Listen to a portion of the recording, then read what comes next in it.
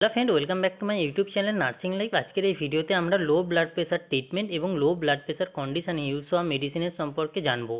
সবার প্রথম আমরা জানবো লো ব্লাড প্রেশার কি। লো ব্লাড প্রেশার হলো আমাদের শরীরের রক্তচাপ কমে গেলে সেই সিচুয়েশনকে লো ব্লাড প্রেশার বা মেডিকেল পরিভাষায় হাইপোটেনশন বলা হয়।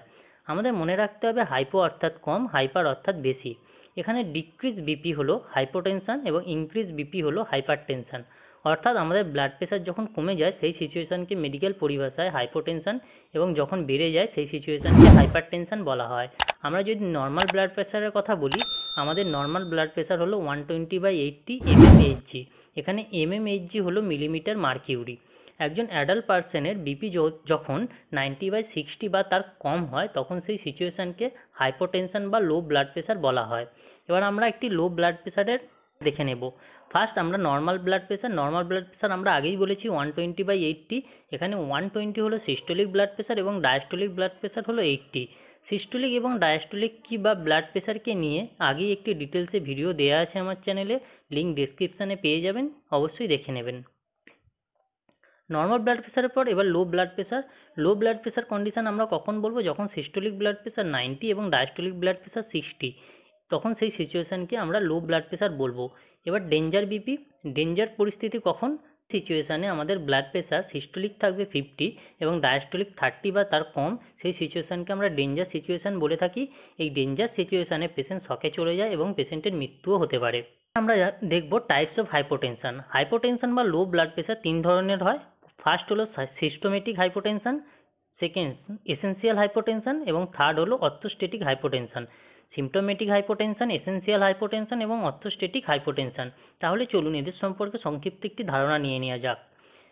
ফার্স্ট ছিল আমাদের সিম্পটোমেটিক হাইপোটেনশন। এই সিম্পটোমেটিক হাইপোটেনশনে কিছু অ্যাকুয়েট তথা ক্রনিক সিমটমস দেখা যায়, যেমন ডিফিকাল্টি ইন ব্রিথিং, শ্বাসকষ্ট, সোয়েলিং, উইকনেস, এই সমস্ত লক্ষণ দেখা যায়। আবার কখনো কখনো লো ব্লাড প্রেশার কন্ডিশনে পেশেন্ট আনকনসিয়াস হয়ে পড়ে বা পেশেন্ট জ্ঞান হারিয়ে ফেলে।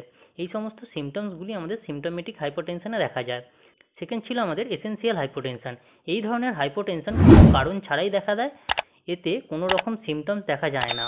এসেন্সিয়াল হাইপোটেনশন মেনলি ফিমেল পেশেন্টের ক্ষেত্রে বেশি দেখা যায়। সবশেষ যেটি ছিল সেটি হলো অর্থোস্টেটিক হাইপোটেনশন।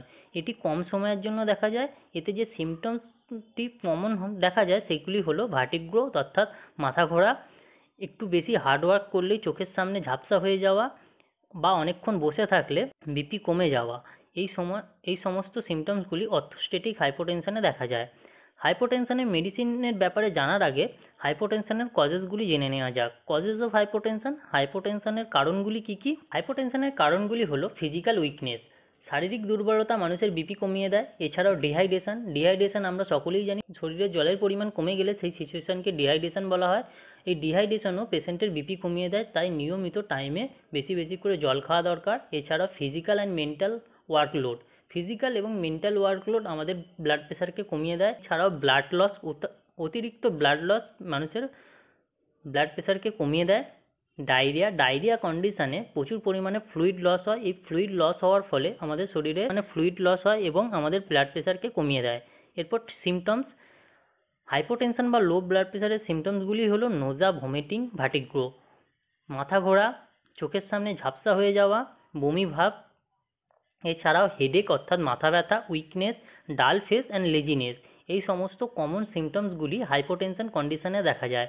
এই সমস্ত সিমটমসগুলি দেখা গেলে স্পিগমোম্যানোমিটারের দ্বারা পেশেন্টের বিপি চেক করে তার ট্রিটমেন্ট করা উচিত। এবার আমরা আসবো ট্রিটমেন্টে। লো ব্লাড প্রেশার বা হাইপোটেনশনের ট্রিটমেন্ট। এই ট্রিটমেন্টে আমরা ব্লাড প্রেশার কমে গেলে ইউজ হওয়া মেডিসিনের সম্পর্কে জানবো। ফার্স্ট যে মেডিসিনটির কথা বলবো সেটি হলো ফ্লোরিকন, যার কম্পোজিশন হলো ফ্লোরোকর্টিসন। এটি আমাদের ব্লাড প্রেশার বাড়াতে সাহায্য করে। এর ডোজের কথা যদি বলি আমরা, তাহলে 100 থেকে 200 mg পার ডে এটি নেওয়া যেতে পারে। নেক্সট মেডিসিন সিপমিডো, এর কম্পোজিশন হলো মিডোডিন। এটিও আমাদের ব্লাড প্রেশার বাড়াতে সাহায্য করে। এর ডোজ হলো 2.5 থেকে 10 mg ওরালি এভরি 8 আওয়ারলি, অর্থাৎ 8 ঘন্টা ছাড়া 2.5 থেকে 10 mg খাওয়ানো যেতে পারে।